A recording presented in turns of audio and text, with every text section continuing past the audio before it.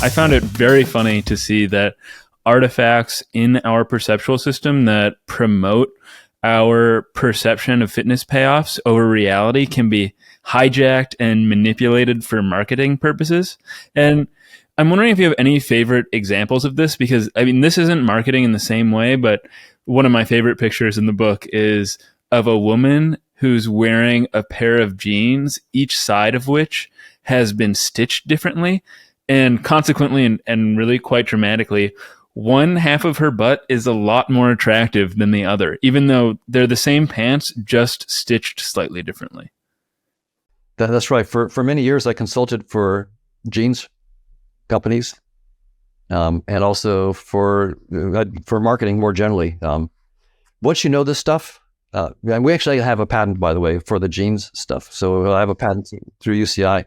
So the idea is that I'll just do the jeans to be concrete. When you put on a pair of jeans, if it's a tight-fitting pair of jeans, you're gonna project a shape for your body. People will see a shape, and the stitching, and also if you have shading, you have wear and tear. So if you have a wear, you might have dark blue over here, and then a lighter blue here because of the wear. So those wear patterns and the stitching patterns are going to automatically be interpreted by the visual system in terms of a 3D shape. That's compulsory. That's not optional. When people look at you in your jeans, the stitching and the wear patterns convey a 3D shape that's automatically perceived by the visual system. You can't stop it. The only question is it conveying the 3D shape that you want to convey or not? Now, most jean manufacturers, they're using wear and tear just to show the jean is distressed, for example, and they're putting their logos and stitching just for whatever reason. They want their logo here and they want the stitching there.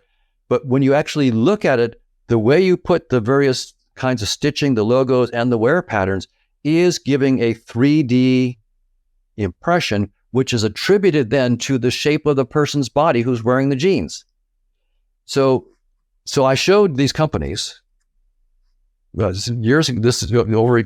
I worked with them for many years. I remember going to the executive group of one of the largest, maybe the largest clothing consortium in the United States, and the CEO was there. And I put a picture of their jeans up there, and I showed them what their wear pattern was. And then I just said, if I change it, and I just changed the shading a little bit to make the rear end to look a little bit more shapely. No one wants pancake butt.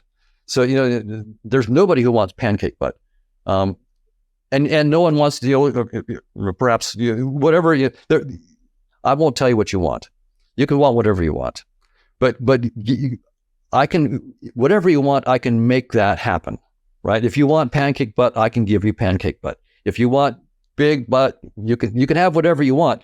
So the question, but you can ask, what do most consumers want? Most consumers don't want pancake butt. I'll put it that way. I'm not going to tell you what everybody has to want, but if you're looking to sell jeans that are going to be bought by a lot of people, you need to give people what they want. And most people are going to want something that's nicely curved, but not maybe too big or not too small. But there are exceptions, and you can have niche markets. So that's perfectly fine. We can do whatever you want. The technology is perfectly versatile. You can give people anything you want. But the fact is that the jeans companies didn't know that you could do this, that you could change the shading gradients and change what people look like. So in the picture in my book, I actually have jeans where this one woman inside the pair of jeans, on the one side, she looks completely flat. On the other side, she looks very nice and curved. And that's what, I'm not saying everybody has to like that, but that's what it's going to sell most of the time. And so I'm not putting any value judgments on this at all, but the jeans companies put a dollar judgment. They paid me, and they hired, and several of my graduate students are now full-time in this world, right? So they've started their own companies. They're doing this kind of stuff, and they're doing well, and it works. But if you make subtle changes in the placement of the logos, the stitching, and the shading, and all of a sudden, bang, for most people, you can go, wow, that looks a lot more attractive. So we can do that. Yeah, I also help them with their advertising more generally. One little trick, for example, that I use is that we have an attentional system, right? And you have to understand how human attention works. The whole point in advertising and marketing is, in some sense, to grab attention to your product and away from the competition. If you want to do that intelligently, you need to understand the rudiments of human attention. Well, there's lots of things to say, but one thing I mentioned in my book is that we have a special attentional system devoted that's attracted by animals, by animate objects, right? And that makes sense. We need, if things can move, they could either be predator or prey. In either case, they're important. If they're predator, we really need to know very, very quickly. So things that seem to have autonomous movement, we're on it, and and that grabs our attention. Things with eyes. If there's an eye out there, you better look. You better pay. So we are hypersensitive to eyes. And that's why when you look up in clouds, what do you don't see, grass. You see faces, you see eyes. Your visual system is really looking for the things that could make a difference to you. Faces, eyes, animate objects. So one thing that I helped these companies do was we could make eyes that are very abstract eyes, but still meet the visual system's definition of an eye. But you don't obviously know when you look at it that it's an eye. And I could just put it where I want to in my advertisement, or as maybe the backdrop to the whole advertisement. You just know that you somehow you're riveted to looking at this advertisement and not the others. You don't know why. But what I've done is I've tapped into your animate monitoring system and made sure that you pay attention to my product and not the others.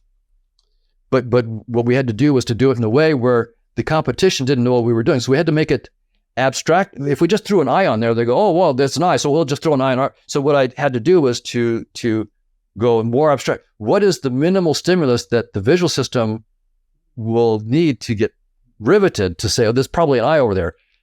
My competition won't figure that out. If I do it, abstract enough, they won't figure out what we're doing. And so that's the kind of thing and that's why we got paid the big bucks, was to really take the high level cognitive science and visual perception and this evolutionary stuff and help them make money. The fact that you don't see the truth can make you huge money. When you understand it and you know how to exploit it, the companies pay me quite a bit to do that.